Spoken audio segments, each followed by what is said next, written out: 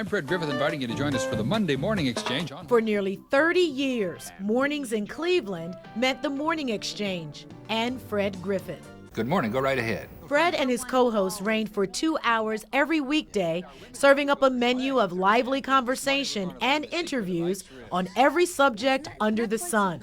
It's been said that Fred Griffith logged more hours live in front of a TV camera than anyone in history. Fred was enormously appealing to his viewers, mostly women, with his unique combination of intellect, humor, and everyman affability, which all led to an unprecedented run in Cleveland television. A successful career in the media spotlight might have seemed unlikely for the child born on January 3, 1929, in Charleston, West Virginia. On the verge of the Great Depression, the oldest of 6 children, 3 boys and 3 girls, Fred began working in his family's 24-hour restaurant by age 12. And by the time he got to college at West Virginia University, he was, as he used to say, slinging hash at the grill, launching his lifelong love for great food.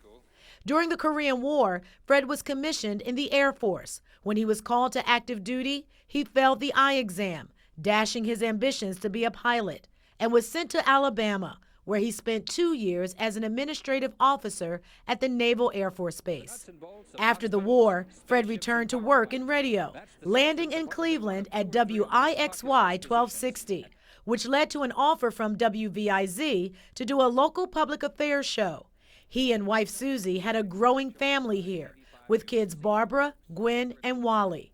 Before long, WEWS came calling, hiring Fred to write news for a 15-minute newscast at 11. That led to a full-time job, news director, for 2 years. Then public affairs director and host. On Fred's birthday, January 3, 1972, a new morning show debuted on WEWS, hosted by Alan Douglas. But 6 months later, when Douglas left the show, Fred filled in. Real interesting few days here. Inviting his co-hosts Joel Rose and Liz Richards to join him on the couch, creating a morning team of hosts for the first time.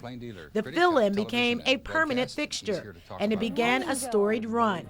Jan Jones hosted with Fred and Joel from 1979 to 1983, seeing firsthand the secret to his success. Fred was genuine. That's why. He was genuine in everything. Fred didn't want to be a star. He always taught us that we were the conduit.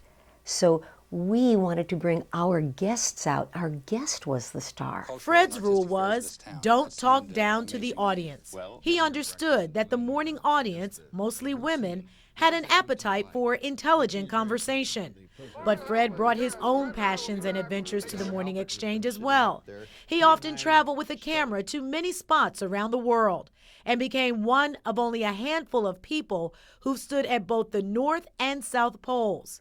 With second wife Linda, he co-authored 6 cookbooks, scooping up a prestigious James Beard Award along the way. Fred had several more co-hosts through the years, but he was the constant. But in the pre-internet era, one of the things he would always say is the best thing about live television is that it disappears in the act of our doing it.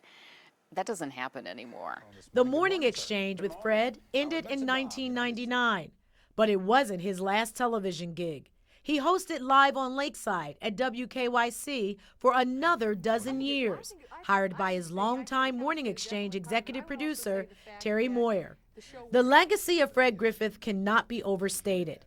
His informal approach to interviews, his desire to give viewers a family of familiar personalities to share their mornings with, was widely imitated. It's a format that was closely followed by ABC when it launched Good Morning America with David Hartman in 1975. Fred Griffith played a significant role in television broadcast history, but it is our personal memories, his genuine curiosity about everyone he met, his brilliant mind, ready to laugh, and how kind he was to all, that will be cherished and remembered.